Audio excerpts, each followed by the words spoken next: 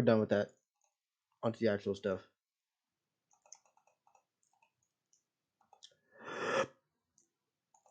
Hello everybody, my name is Delzar Slit, and today we're doing a reaction video. So now we're getting into the shit. By the way, don't mention the pony in the top right corner. That's just a little thing I decided to do for fuckies. Not fuckies, for fuck's sake. Anyways, we're doing a reaction video to TaleFoundry and their newest of videos, newest as of recording, okay? You gotta give me a grain of salt. This is When the Hero is the Villain. Let's begin. Also, why is it in such big letters? Jesus. Treacherous waves collide with the rock face below, spraying his Oh shoot. cheek. Atop a jagged cliff stands the silhouette of a man. Furious lightning flashes across the night sky, casting his features in shadow. Treacherous Also, as usual, beautiful fucking series. All the links will be in the description, and I know that they're gonna make good videos, so I'm just gonna like it anyway. So let's get into this. waves collide with the rock face below, spraying his cheeks with salt. Perhaps his face was already wet, but with tears or blood, who can say? His eyes are pitted, shoulders hunched, as if bearing an impossible weight no one but he can shoulder. Behind him, something dark looms. Perhaps it is a hideous truth he wishes to forget. Oh, Perhaps it is something in his past he can't face. so it's Or metaphysical. It's perhaps not it is his real. own shadow, cast wide like a scorch mark across the earth. Whatever it is, it haunts him, pushes him forward to the point of pathological compulsion. I don't like this. This seems very familiar.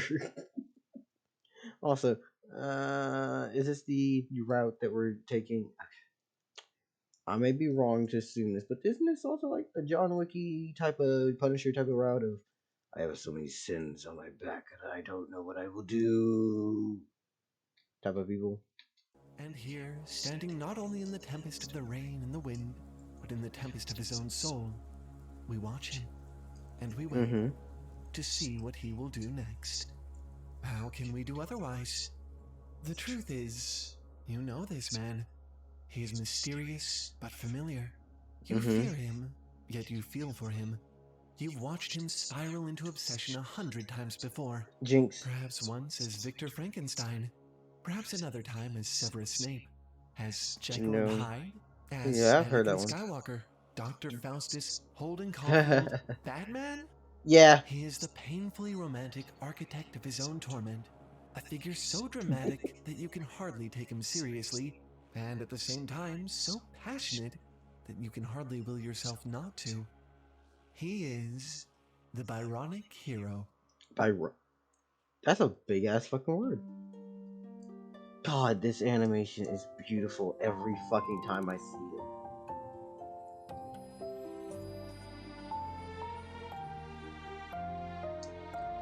Please take me into a story. God damn it, this didn't even fucking ads immediately.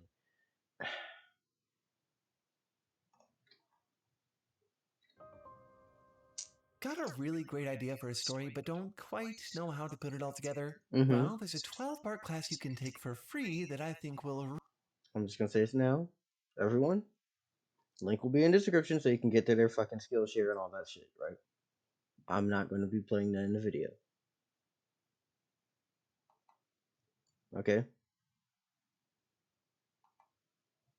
That's just not what I'm doing. Sure to check it out.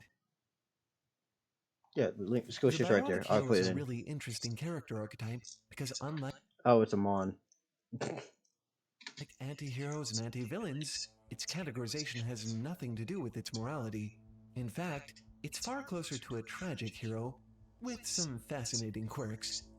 The whole trope began I with an could see it 18th being century tragic. I writer don't named know why it's George different. Gordon Byron, far better known as, you guessed it, Lord Byron. This poet and notorious bad boy was once famously described by a past lover as mad, bad, and dangerous to know. Often, his hubris and passion were the direct source of the great struggles he'd faced throughout life.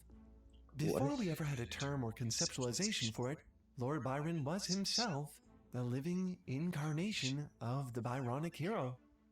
Really? But the Byronic hero actually takes its name from the many characters in Byron's works who take after him. Oh, Byronic like that. Okay, sorry. The way I was thinking it was spelled was Biro, and I was like, what does Ronic mean? But if it's Byronic and by just his name, okay, that makes more sense. They're arrogant, ruminative, misunderstood, somewhat obsessive. All these essential characteristics, when distilled, result in a character defined by his woeful demeanor and his single-minded pursuit of his obsessions. Unfortunately, these two traits tend to feed each other. Regrets, for the Byronic hero, have a way of stacking up. His self-consumption, sooner or later, imperils his loved ones. Perhaps one of the earliest examples of this archetype comes from Byron's 1817 dramatic poem, Manfred. It's a heart-wrenching tale of a man seeking to forget the death of his lover, Astarte, whose fate he feels responsible for. He is gifted in all things supernatural, and somehow, although we're never told in detail, this leads to her doom. That's so it's a grieving man, and what happens to him as he grieves. He's definitely going to try something to bring her back, or at least go on a fucking vengeful path to either get revenge on whatever caused her to die, or something of that nature. Calling on these same powers, he conjures every spirit and otherworldly being his magic can muster, demanding that they gift him with forgetfulness and banish the memory of her from his mind, What? saving him from his unending grief.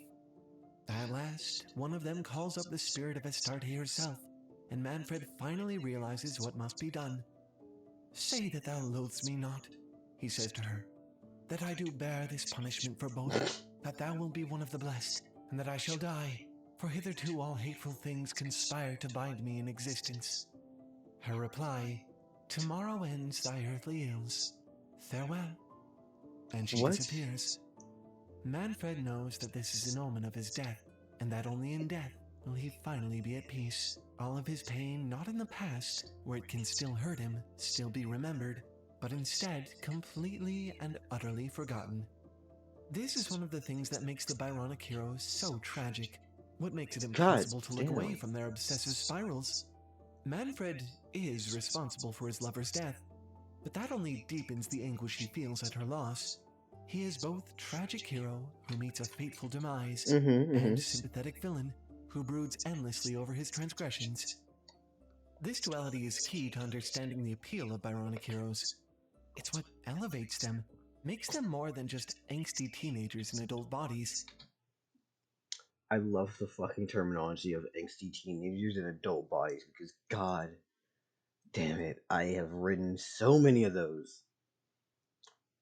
To be fair, I was a teenager, but god damn it, it's pain. Also, by the way, why do you watch these videos? Because I find them cool and I want to share them with you. Also, because I like writing and I like sharing information about writing.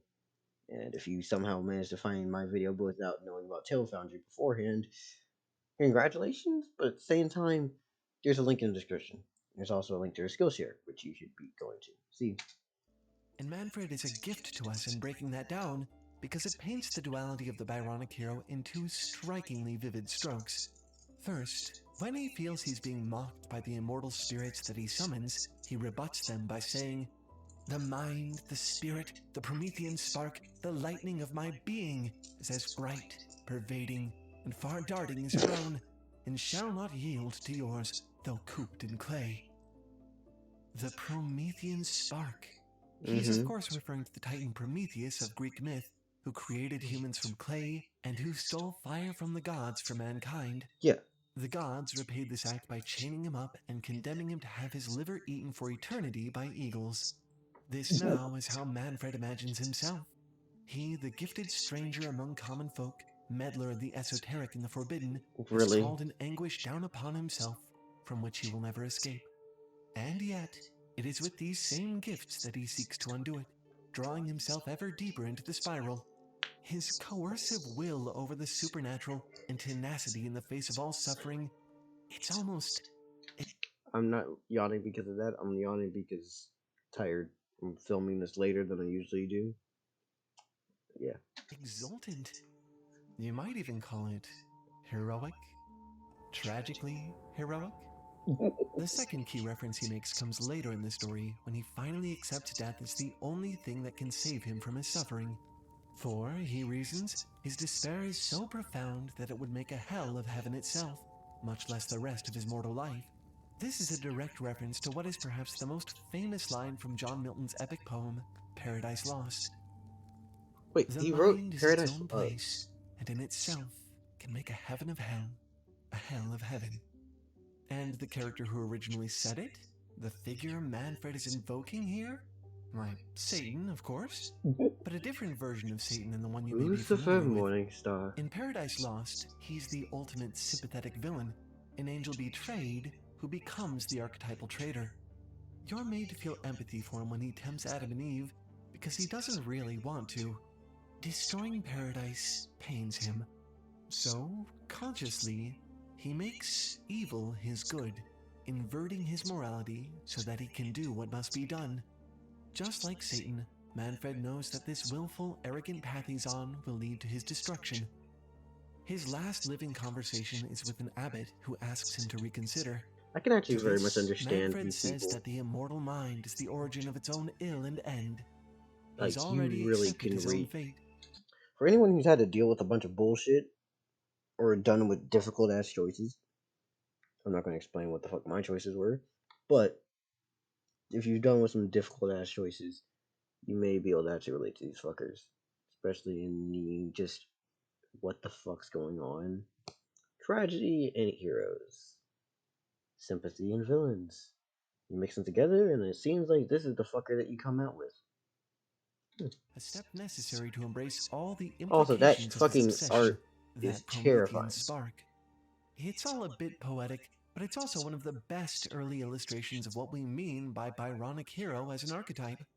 We can Mm-hmm. see in the reference to Prometheus, Manfred's role as the tragic hero of his own story, and at the same time, in the reference to Satan, his role as his own sympathetic villain. Together, these two halves create the perfect, dissonant storm for righteous obsessions and fatal outcomes. A hero who doesn't just do something for the right reason, rather, a hero who becomes that reason and would sooner self annihilate than abandon it. So, we have a foundation for this character, but Manfred and Lord Byron are, by modern standards, a bit archaic. There's Mm-hmm. another model for the Byronic hero that's managed to reach through the ages, influencing media directly to this very day. What is A it? character whose author even originally called him the modern Prometheus. I'm talking, of course, about Mm. Victor Frankenstein. Ah! Known now as the quintessential mad scientist, Frankenstein was, originally, far less of a cackling lab maniac and far more of a Manfred. In their stories, both of Mm-hmm. them Mm-hmm. seek to understand the essence of life, even I dominate it. love the fact But that where people Manfred forget seeks to that, escape eternity, the Frankenstein monster seeks to comes harness it. up and is He wields his intelligent. abilities with People science and forget this shit. alchemy, all the creative power he has over life and death, in the same way Manfred wields his supernatural arts. A defiant tool to steal fire from the gods, exercise his willpower over nature. And, interestingly, we see the Satan of this story, the sympathetic villain, literally emerge from his own two hands when he creates his famous monster. Frankenstein initially designs his creature to be beautiful, despite the fact that he's building it from dead bodies of both humans and animals, Mm-hmm. but blinded as he is by the glow of that Promethean spark within him, how could he have seen it otherwise? It is I love fucking the story of Frankenstein purely because it's just the exemplifying matter of, science. Should we do this thing? No, but we can. And they do it, and they figure the fuck out what happens.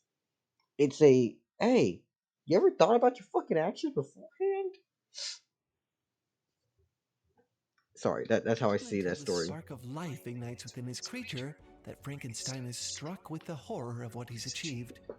He attempts to abandon his creation, but the monster becomes a curse that follows him throughout his life. Mm-hmm. Later in Mm-hmm. the story, during the creature's main section of the narrative, he teaches himself how to read using, of all texts, Milton's Paradise Lost.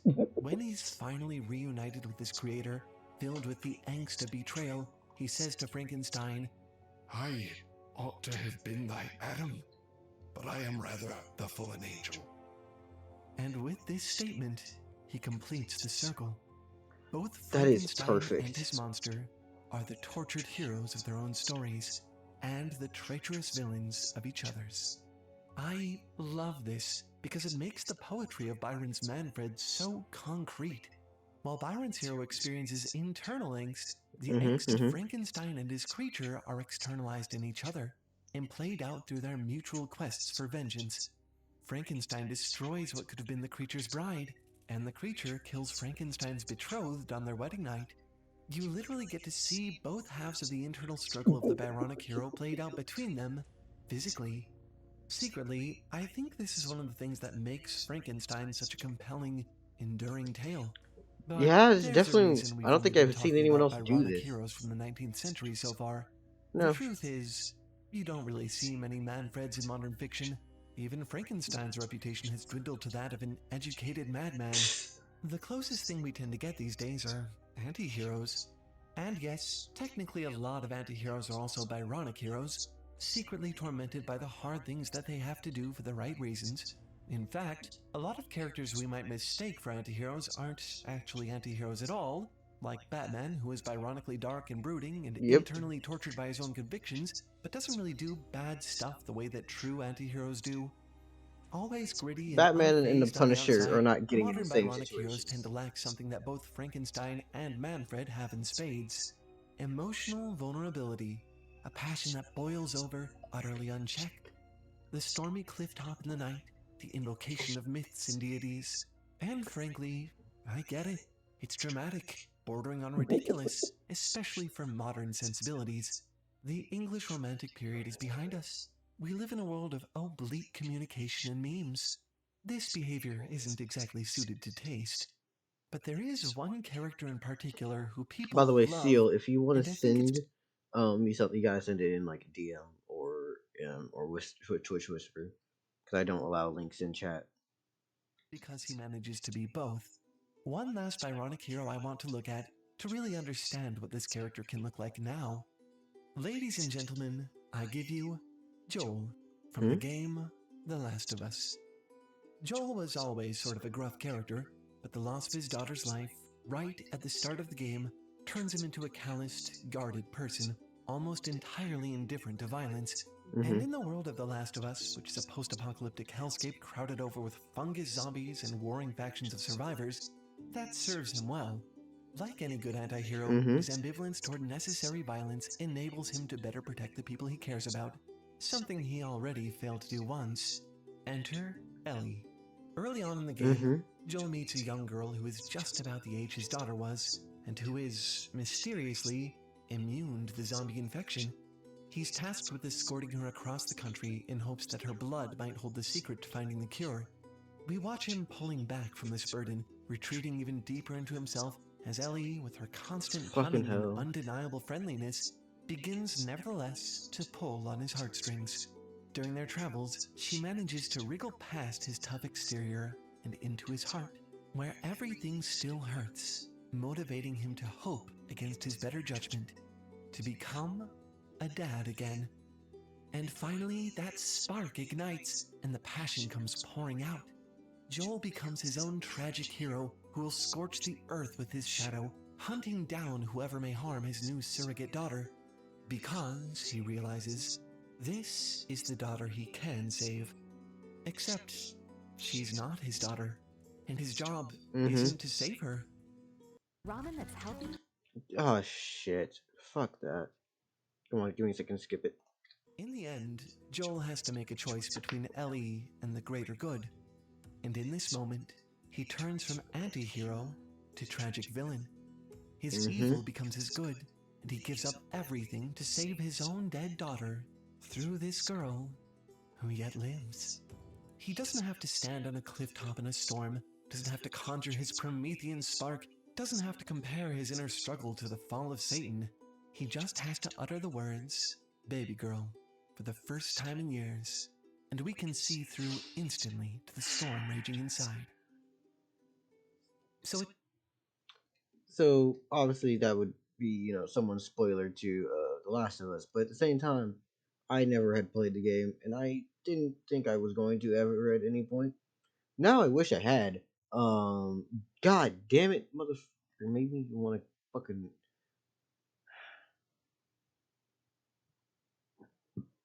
shit. Do I save the rest of humanity or keep my surrogate daughter? Sia, are you legitimately playing The Last of Us right now? So sorry for the spoiler. That was just straight up suck. Um, so sorry. Anyways, yeah, would I save my daughter or let that motherfucker die and save the rest of humanity? Hmm. The world's been fucked up enough, you know? I'm saving my daughter. As long as there's enough food and it's able to be farmed, save the daughter. You fucked over the world. Yes, I did. Yes, I did. And I know what the fuck I did. I don't give a damn. Anyways, play the video. It's Woo! not just a romantic period poetry thing. The Byronic hero has a very real place in modern fiction, but it's subtle. It's human. More than anything, this character touches the need to confront and exert one's will over that which weighs most heavily on the soul. The phantom of guilt, the curse of hubris, the tender scars of loss. It's easy to believe these things can simply be wrestled with, fought, controlled. But, ironically, as we've seen in our heroes throughout this video, that battle can become an obsession more destructive, more consuming than the pain itself ever was. In the end, Byronic hero isn't facing his demons, he's simply facing himself. The tragic Promethean hero against the sympathetic Luciferian villain. A battle that almost That always seems really ends in shitty for mutual you. Sorry, destruction. Seal. Manfred doesn't survive facing Astarte. Frankenstein doesn't survive his final confrontation with his creation. Even his creature barely survives. What kind of existence truly awaits him after killing Victor? And Joel? Well, his new obsession with preserving this, the ghost of his daughter, sends him into a cycle of destruction that neither he nor Ellie ever truly escape. For the Byronic hero, it's not a dramatic flourish to climb out onto a high cliff face in the black of night as the tempest rages above the crashing waves. For this is the storm of his own soul, and he can do no else but face it. Such vain, misplaced hubris, and yet, one man against a raging storm? How can we help but watch? I recently found a 12-part video series. Now I'm gonna put the shit in the description. You know what the fuck it is. This entire thing in the outro. You know what? Fuck it. We'll put this here. Called Let's go. Creating Unique and Powerful Worlds, taught by many-time author and professor of fiction, Lincoln Michel. He walks you through how to begin your new world, what the ripple effects of that starting idea will be like across your world, how to create themes within your world, how to create characters to experience the world you've made, and then, finally, how to put all of these things together. The prospect of creating an entire world can be really paralyzing, but it doesn't have to be. This course will absolutely help you bring the size of the task down to something you can really understand and manage. I can say from experience that it is so liberating just to have a roadmap for a project like this. And thanks to our sponsor Skillshare, you can actually watch it for free. I personally would sign up for this course alone, but you'll also get access to thousands of other classes as well. Experts from pretty much every discipline have gathered there to share their knowledge and experience.